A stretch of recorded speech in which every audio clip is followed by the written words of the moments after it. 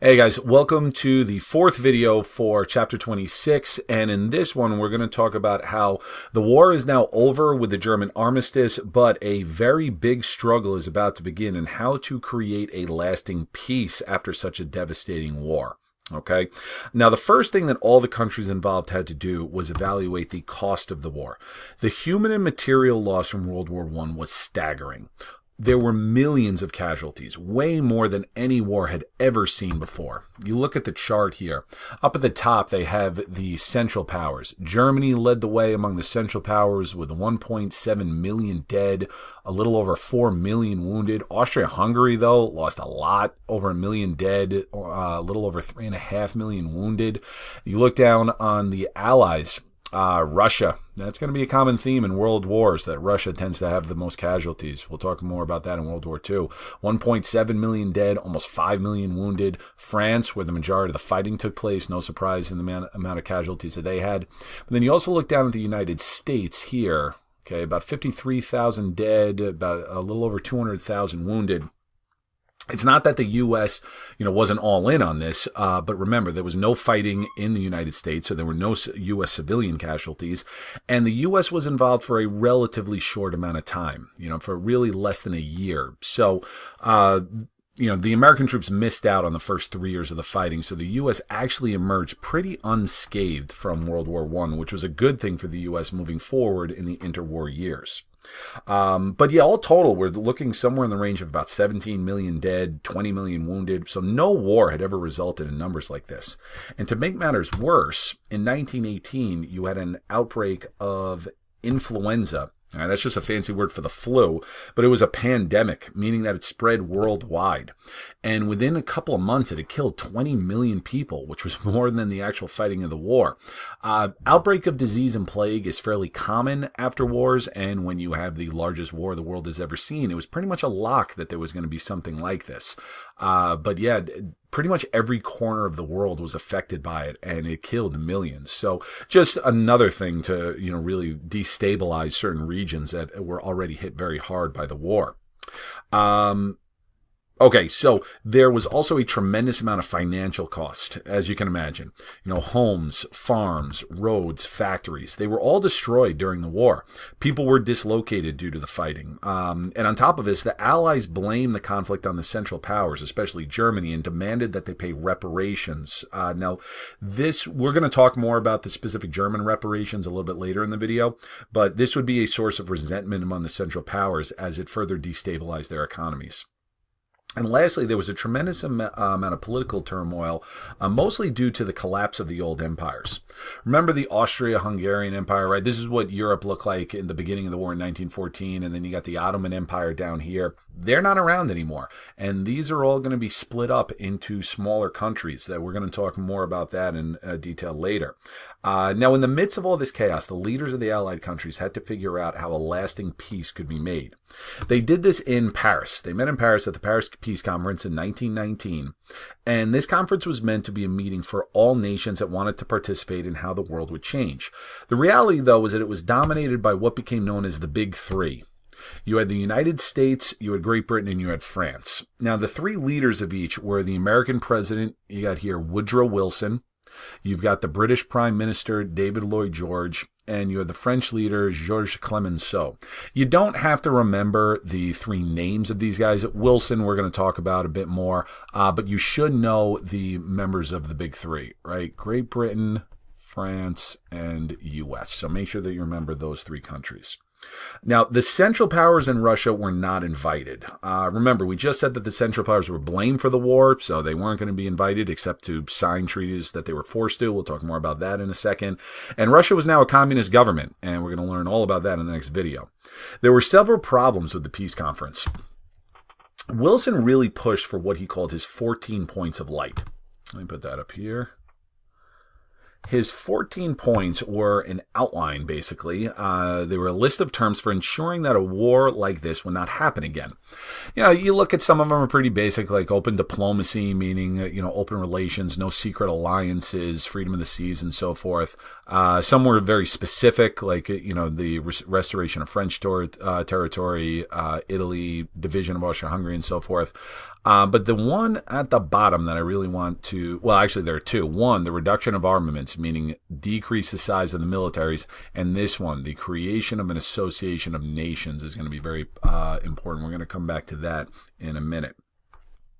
That one, kind of speaks to this very important concept we're going to talk about called self-determination. Now, the other allies weren't nearly as much into the 14 points. Britain wanted to ensure its top spot as, the top nation in the world, and France really just wanted to see Germany punished as much as possible because they blamed it for all the destruction that happened in France. Now, there were other problems as well, such as the fact that other countries felt left out of the process.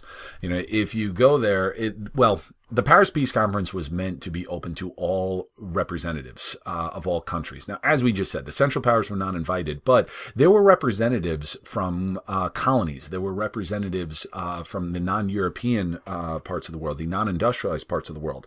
And they went there thinking that Wilson's talk about self-determination, that they were going to gain independence, that this was their time to shine. And it didn't work out like that. And most of them left the conference very, very unfulfilled. Now, a major problem for everyone was what to do about Germany, and that would be handled by the Treaty of Versailles.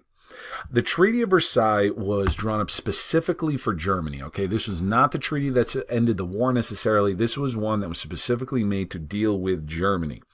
When the German representatives saw the treaty, they were pretty horrified. It imposed several oppressive conditions.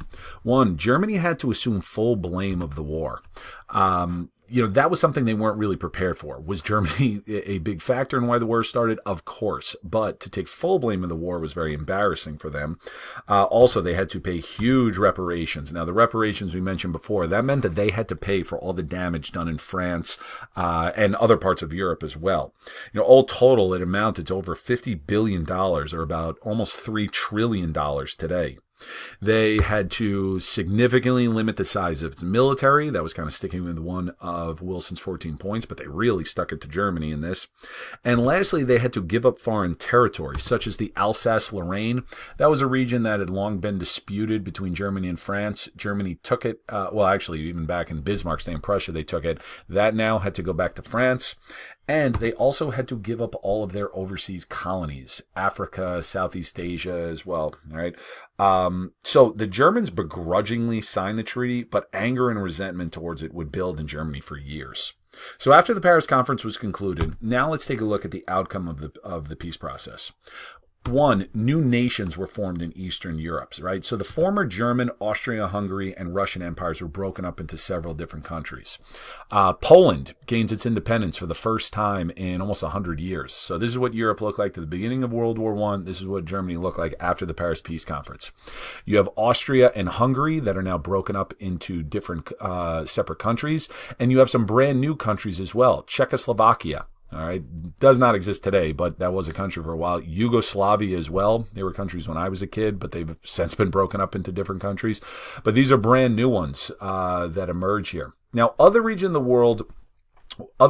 world were not granted the full independence that European nations received. I mentioned earlier in the video that representatives from Africa, Asia, even the Pacific showed up in Paris hoping that the idea of self-determination would be applied to them as well. This was not the case.